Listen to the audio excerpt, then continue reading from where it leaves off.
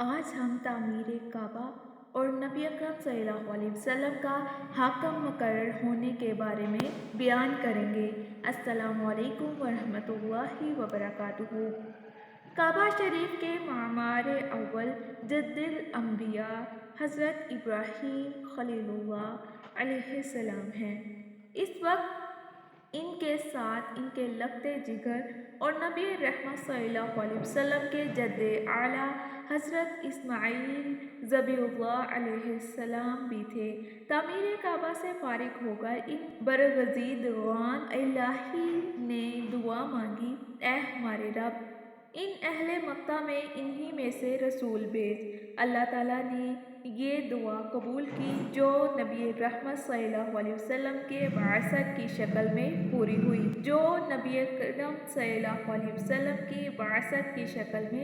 ہوئی اب حکمت الہی نے چاہا تو نبی رحمت صلی اللہ علیہ وسلم کی بعثت سے صرف 5 سال قبل، جبکہ آپ صلی اللہ علیہ وسلم کی عمر شریف 35 سال تھی، قریش جدید تعمیر پر متفق ہو گئے اور نبی آخر الزماں نے تعمیر کعبہ میں عملی طور پر حصہ لیا اور پتھر اٹھائے، یہاں تک کہ آپ صلی اللہ علیہ وسلم کے شان مبارک زخمی ہو گئے۔ اس مرتبہ جب تعمیر کعبہ کا کام شروع ہوا تو حسن اتفاق سے جدہ کے قریب ایک سمندری جہاز کنارے سے ٹکرا کر ٹوٹ گیا۔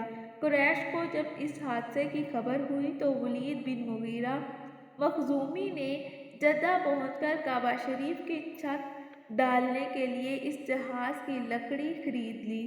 اس جہاز میں بقوم نامی ایک رومی معمار بھی تھا۔ ولید اسے بھی ساتھ لے آیا اور اسی کی نگرانی میں تعمیر کعبہ کا کام شروع ہوا۔ تعمیر کا کام تمام قبائل قریش نے مل بانٹ کر کیا۔ ان مختلف قبائل کے مابین کعبہ شریف کے مختلف حصے تقسیم کر دیے گئے تھے تاکہ تعمیر کعبہ کے شرف سے کوئی شخص محروم نہ رہے۔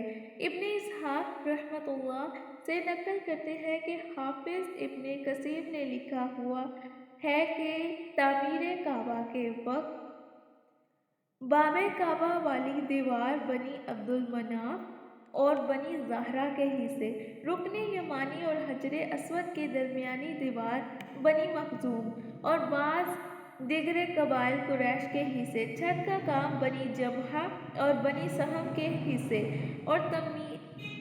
اور حطیم کے طرف والی دیوار بنی عبدالدار کے حصے میں آئی، جبکہ حطیم کی دیوار بنی اسد یا بنی عدی کے حصے آئی تھی۔ جب حجر اسود کی نصب کرنے کا موقع آیا تو سخت اختلاف رونما ہوا۔ ہر شخص یہی چاہتا تھا حجر اسود کے تنصیب کا شرف اسے ہی نصیب ہو۔ 4 دن مسلسل یہ جھگڑا چلتا رہا۔ نوبت یہاں تک پہنچ گئی کہ تلواریں نیاموں سے نکل آئیں اور خطرہ تھا کہ خون ریزی جنگ شروع ہو جائے۔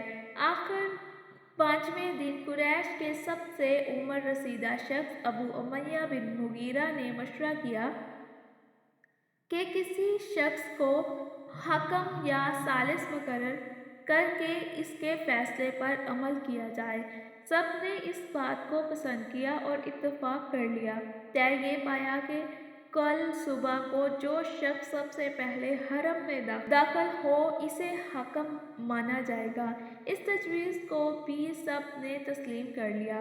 اگلی صبح تمام قبائل کے سردار اور آدمی موقع پر پہنچ گئے اور انتظار کرنے لگے کہ دیکھیں اب اس باب صفا میں سے کون شخص سب سے پہلے داخل ہوتا ہے۔ اب کرشمہ ربانی دیکھیے کہ سب سے پہلے لوگوں کی نظر جس پر پڑی وہ جمال رہبر عالم مصطفیٰ صلی اللہ علیہ وسلم تھے۔ آپ صلی اللہ علیہ وسلم کو دیکھتے ہی تمام معززین قریش پکار اٹھے، یہ لو امین آ گیا اور ہم امین کو اپنا حاکم مقرر ماننے پر رضامند ہیں۔ رحمت عالم علیہ السلام نے انتہائی دیر کی اور معاملہ فہمی سے ایسی تدبیر اختیار فرمائی کہ سب ہی خوش ہو گئے۔ آپ صلی اللہ علیہ وسلم نے ایک چادر بچھائی اور اپنے مبارک ہاتھوں سے حجرہ اسود کو اٹھا کر اس چادر کے وسط میں رکھ دیا۔ پھر تمام قبائل کے سرداروں کو کہا، چادر کو اطراف سے پکڑ کر اٹھاؤ۔ اسی طرح حجرہ اسود کو اس مقام تک لایا گیا جہاں اسے نصب کرنا تھا۔ وہاں پھر آپ صلی اللہ علیہ وسلم نے اپنے دست مبارک سے اسے اٹھایا اور دیوار کعبہ میں نصب کر لیا۔ یوں آپ صلی اللہ علیہ وسلم نے حسن تدبیر سے نہ صرف ایک خون اشام جنگ کا خطرہ ٹال دیا بلکہ تمام قبائل کو اس شرف میں شامل کر کے شیر و شکر کر دیا۔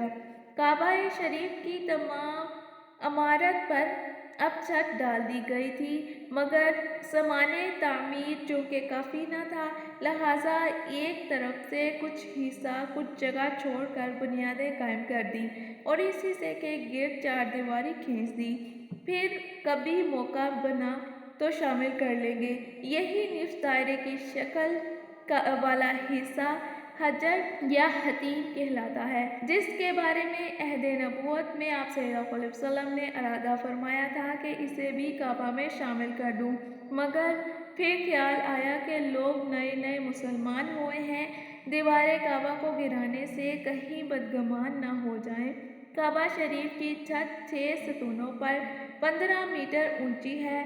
باب کعبہ زمین سے 2 میٹر اور حجر اسود زمین مطاف سے 1.5 میٹر اونچی ہے۔ باب کعبہ اور مقابل والی دیوار کی لمبائی 12 میٹر اور رکن یمانی اور حجر اسود کے درمیانی اور اس کے مقابل والی دیوار کی لمبائی 10 میٹر ہے۔ یہ تھی خانہ کعبہ کی تعمیر اور نبی اکرم صلی اللہ علیہ وسلم کا بہترین فیصلہ، جس سے تمام قبائل بھی خوش ہو گئے اور نبی اکرم صلی اللہ علیہ وسلم کا فیصلہ بھی مانا گیا۔ اللہ تعالیٰ نے نبی اکرم صلی اللہ علیہ وسلم سے کام بھی لے لیا۔ جب بھی کبھی معاملے میں آپ کی زندگی میں بھی اگر کبھی ایسا ہو کہ آپ کو کسی مسئلے میں شکار ہو جانا پڑے، یعنی کہ اختلاف ہو جائے، تو اپنا حاکم مقرر کر کے اللہ تعالیٰ کو شامل کر کے اپنا حاکم مقرر کر کے آپ بھی اس طرح کسی اچھے انسان کے مشورے سے اپنے معاملے کو حل کر سکتے ہیں، لیکن اپنا معاملہ کسی ناسمجھ سے حل نہ کروائیں، کیونکہ وہ پہلے ہی ناسمجھ ہے تو وہ ہمیں الٹے ہی مشورے دے گا۔ مشورہ اس سے لیں جو آپ کو جانتا نہ ہو اور وہ نہ کسی یعنی کہ دوسری پارٹی سے یعنی کہ اس کو کوئی مفاد ہو، تو وہ آپ کے لیے بیٹر مشورہ کرے گا، بیٹر آپ کا معاملہ حل کرے گا۔ اپنا خیال رکھیے گا۔ السلام علیکم ورحمۃ اللہ وبرکاتہ۔